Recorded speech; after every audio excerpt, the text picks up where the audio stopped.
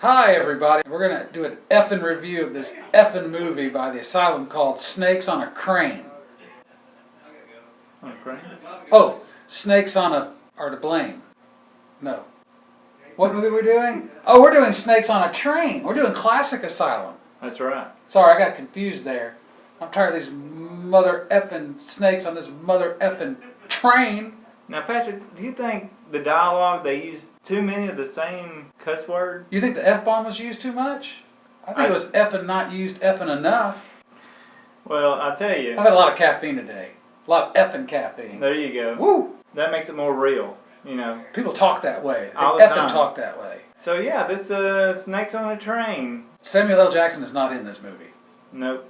And the way, like you put it, how he can use the F-bomb. Oh, well, he uses it. It's almost like poetry. Correct. There's no poetry in this movie. Well, let's start off with this way. I'm going to read a synopsis, a little summary to help whet the appetite of our three viewers out there. Snakes on a Train came out in 2006. It's old school Asylum. Mm-hmm. You may recall our experiment here. We reviewed Jack the Giant Killer, which is recent Asylum, and wanted to compare that to see where they had been in the past. So we went old school, and we'll talk about the compare and contrast here in a minute. But I'm going to read you the synopsis here from our good friends at IMDb. A powerful Mayan curse causes snakes to hatch in the stomach of a young woman, eating her from the inside out. She needs to get from Mexico to Los Angeles in order to have the curse lifted by a powerful Mayan shaman, because they live in Los Angeles. On the brink of death, she boards a train heading for LA. Unfortunately, the passengers are now trapped on board, and they are left to fall victim to these vicious, venomous, effing vipers. So put simply, you've got a woman who's got snakes in her effing body. She gets on an effing train heading to effing Los Angeles, and then the snakes get loose. Yeah, the opening scene here, of course, they're traveling across desert terrain. And I like how they come up to the border of the U.S., which I know, I feel more secure. is a three barbed wire fence. Right. And they're separated like by that much. And there is a sign that says United States, blah, blah, blah, but on the United States side. Right. I wonder what it says on the other side. There wasn't one on the other side. That's why it's so confusing. That's it. Okay, so with the opening sequence, we got this woman trying to get to Los Angeles because she's got this snake thing. She's able to puke up snakes. And of course, she's out there in the desert wilds and comes across this stereotypical redneck American who uses the F-bomb every other sentence for no real reason. Yeah, I don't know the writers on this. I mean, I'm not a great writer myself. You are a terrific writer. Which, that's why I don't write. Your Mad Libs are hilarious. Well, I do good. If I have to just fill in the word here or there, I'm pretty good at it. What's an adjective?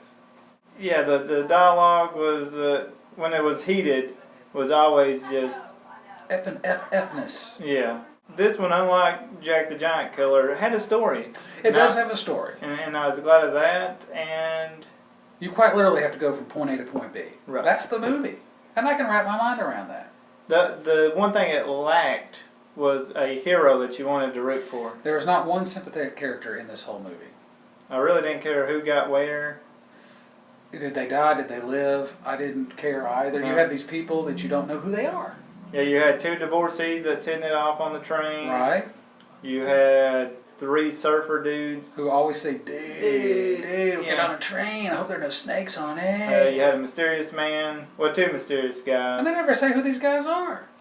You don't need? You got the two hot chicks. Yeah. Who seem to know about the mysterious man without ever seeing him. That's right. And what that is they get on the train, the mysterious guy is looking at them, but then they turn away from him. Right. Their backs are to this dude. And this is minutes past, and that guy keeps staring at us. How would they know they never turned around? Because the script told us to. Then you have the world's most professional looking train conductor. Oh man. That's good. The outfit, the shirt with the uniform. piece of tape on it with the... Hope that tape didn't fall. Look good though. Towards the end it looked like it was just barely peeling. Hey, let's make sure this gets on. This effing better not effing fall off my effing shirt. Mother effers. But the girl has snakes in her, and the reason why is because she didn't marry a well-to-do. Right. So her family cursed her. That's right. It was an actual curse. Now these, as far as I can tell, James, these snakes when they get loose, they can attack you and go into you, and then you in turn have this awfulness. Yes.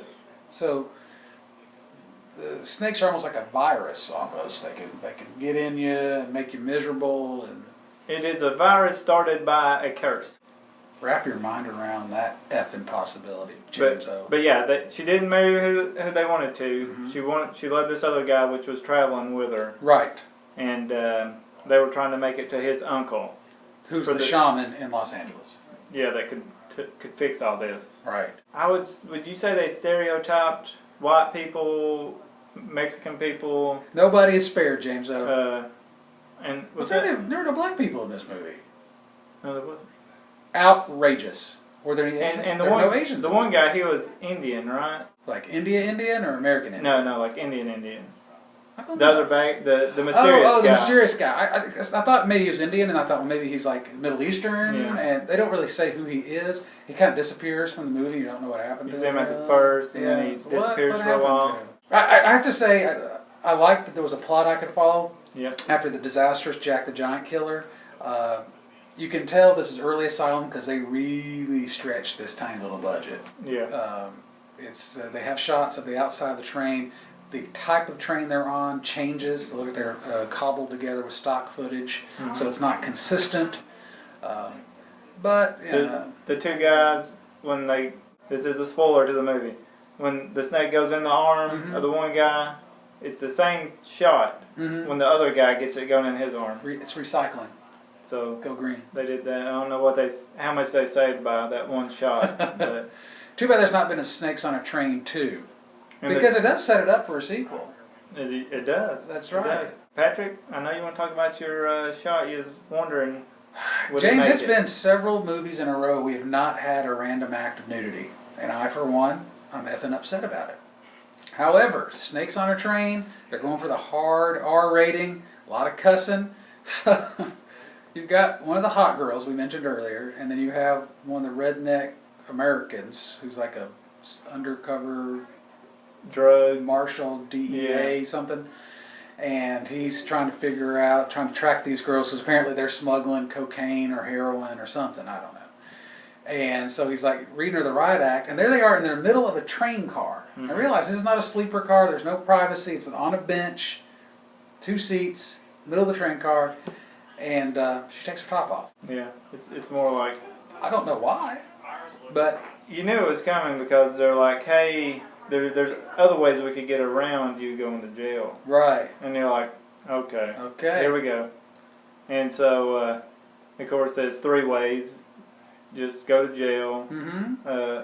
Where's it wire? right, And right out that's your the guy friends. he's going to. Mm-hmm. Or, Yeah, wait, sure. but it's give him the money and the drugs. Right, And then they man, make out and you take off your top, you Yeah. know.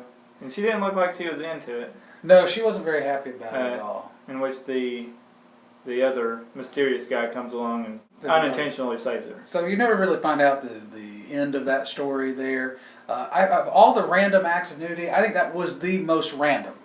It was. It's like, I just, mean, what? and she even mentions it right here in the middle of the train. Why are you There's doing that? there's nobody. I'm a marshal. Nobody's gonna come through here. Stop, in the name of love, I guess. Now, James, I think it's time for our single favorite moments, our favorite scenes. You want to go first? My actual favorite scene is later on. The first one was gonna be when he turns in to doing voodoo jiu-jitsu with the guys. You know, I was like, man, this just turned into an action movie. I like it. You know? Uh-huh. And I was like, wow. And my favorite scene would have to be the shootout at the OK Car Row. Right. Oh, Train I car, like that. yeah. Oh, I like that. It's good. It's effing awesome. Thank you. Yes, sir. I mean, you got the one guy, he's got the main lady that's got the snakes in her over here with a friend, and you think that guy's dead, and then boom, and then he shoots, and he's like, what? What And he just looks, and it's got the guy, and he's laying on the ground, and he's holding the gun in a weird way. I know. Yeah, he's kind of. And it's like, and they're shooting back and forth, That's a and good shootout. it made me giggle. That was your favorite? And if I giggle, that's my scene. You win. Now, like James, the first half of the film, I thought I had my favorite scene picked out, and then I got the second half, so I have two-ish as well. Originally, it was at the very beginning where our snake woman, the snakes start to manifest, and it looks like and I looked at that scene, and I looked at it again. It was not CG, where it looks like that snake is coming out of her mouth, like she's speaking up this. It really, I don't know, she may actually have done it, where the snake comes out of her mouth. They're still out in the desert. And I said, wow, that's either one of the best special effects, or that brave actress actually put that snake in her mouth and puked it up. Amazing. But my favorite, this one wins, the little girl gets eaten and dies. They take one of the sacrosanct movie rules. The cute little kid's gonna live. Yeah. And they throw it out the train window, and the little girl gets it. Yeah, and this little girl, she sees a snake, and her dad is awful. I guess it's her dad. Yeah, oh yeah. Don't care about nothing but himself, and Sleeping. the mom's like, okay, let's check this out. She saw a snake in the bathroom, then they didn't find it. Let's just go to bed. Yeah. And then of course the snake got the dad, which I was like, yes. And then later on it got the mom and the little girl. Yeah, I thought once the dad was killed, okay, well that's gonna generate even more sympathy. This kind of ne'er do well is out. We'll have the mom and the daughter live to fight another day. And it was not a quick death for that little girl either. They lingered. I was like, wow, that's guts to take. So yeah, they did. But man, that shootout. That goes to another thing about this movie. It does have a lot of entertainment value. It did. It's some things that don't make a lick of sense. Kind of like 500 Mile Per Hour Storm. Not nearly as fun as the movie was.